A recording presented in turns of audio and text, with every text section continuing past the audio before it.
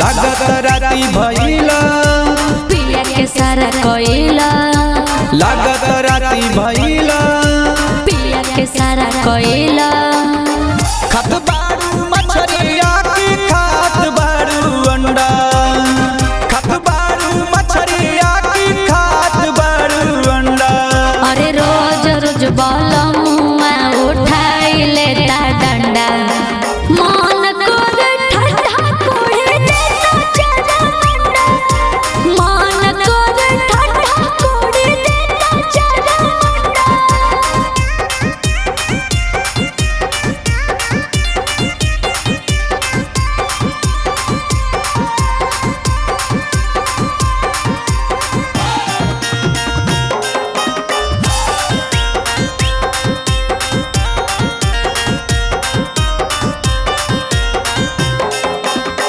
कवना विटामिन दे के भैया मोटावाइले हो काजू बादाम किशमिश लाई के खियाइले हो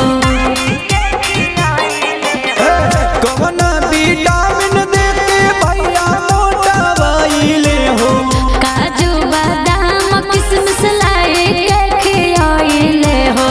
देख के जवानी तोहर घूमे कितना रंदा देख के जवानी तोहर घूमे कितना रंदा।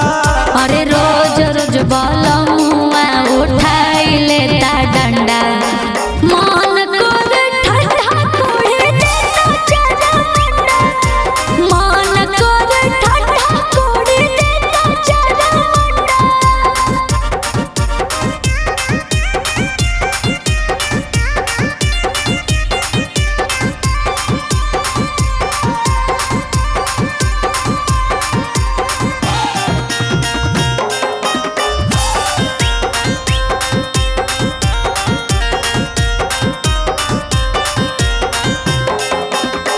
गजबे बना